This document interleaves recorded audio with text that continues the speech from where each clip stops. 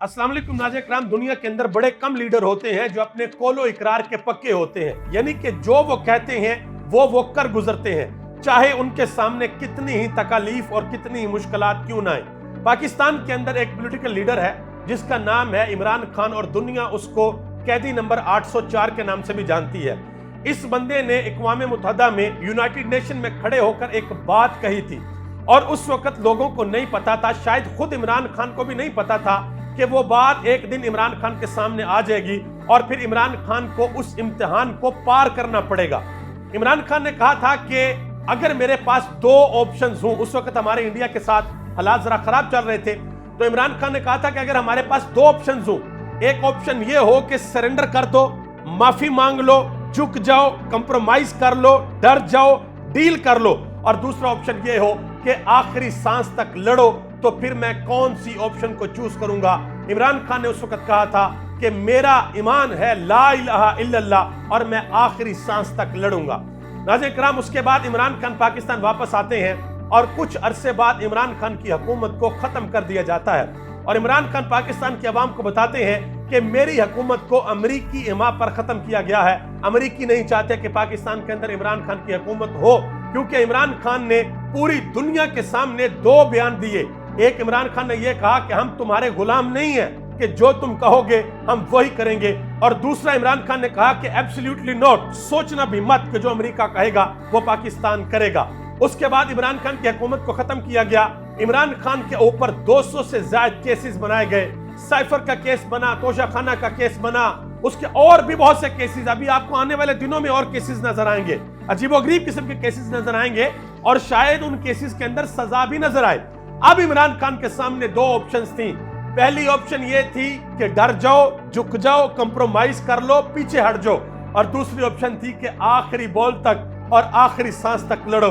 और इमरान खान ने अपने कौलो इकरार पर रहते हुए आखिरी सांस तक लड़ने का फैसला किया और आज इमरान खान को जो सजा सुनाई गई है उसके साथ साथ इमरान खान की अहलिया को भी सजा सुनाई गई है। आपको पता है कि पूरी दुनिया के अंदर किसी भी इंसान का सबसे कमजोर पहलू उसकी फैमिली, उसके बच्चे या उसकी अहलिया होती है। तो इमरान खान की अहलिया ने आज एक तारीखी बयान दिया है। उन्होंने कहा है कि मैं किसी भी सूरत इमरान खान की कमजोरी नहीं बनना चाहती, मैं इमरान खान की ताकत बनूंगी।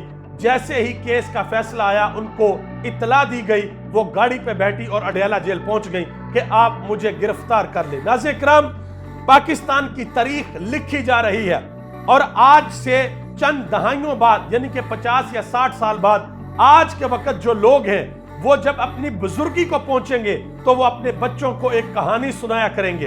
वो बच्चों को बताया करेंगे कि पाकिस्तान की 76 साल तारीख में ये होता था कि किसी को करप्शन पे सजा होती थी, किसी को मुल्क के बाहर फ्लैट्स बनाने पे सजा होती थी, किसी को सजा इस वजह से होती थी कि उसने कौम का पैसा लूटा और न जाने अपने बीवी और बच्चों के नाम कहां पर जायदादें बनाई।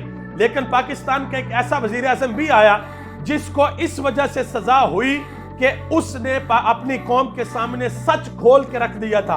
उसने बता दिया था कि बाहर के किसी मुल्क से यहां पर एक पैगाम आया है और उस पैगाम में यह कहा गया है कि उस बंदे की, उस लीडर की हुकूमत को खत्म कर दिया जाए, वरना आपको नताइज भुगतना पड़ेंगे, और उस लीडर का नाम है इमरान खान। इस वक्त जो दौर चल रहा है, जो दिन चल रहे हैं, ये पाकिस्तान की तारीख में बड़े अहम दिन है। शायद आज किसी को इस चीज का अंदाजा ना हो, लेकिन चंद दहाइयों बाद लोग जब इसके ऊपर किताबें पढ़ेंगे, लोग जब इसके ऊपर बड़ी बड़ी तारीख लिखेंगे, फिर लोगों को अंदाजा होगा कि उस वक्त क्या हुआ था पाकिस्तान के अंदर और क्या क्या तारीख लिखी गई थी कि एक शख्स जिसको तोड़ने के लिए न जाने क्या क्या किया गया, लेकिन फिर भी वो डटा रहा, वो खड़ा रहा, वो झुका नहीं, वो डरा नहीं, वो बिका नहीं, उसने कॉम्प्रोमाइज नहीं किया, बल्कि वो अपनी कौम को कहता रहा कि जब तुम्हारा कप्तान खौफजदा नहीं है, जब तुम्हारा कप्तान डरा हुआ नहीं है, तो फिर तुम्हें किस चीज की परवाह है, तुम्हें किस चीज की फिक्र है। वो सिर्फ एक ही चीज कह रहा है कि मैंने अपने 27 साल की जद्दोजहद को दांव पे लगा दिया है और मैं 8 फरवरी का इंतजार कर रहा हूं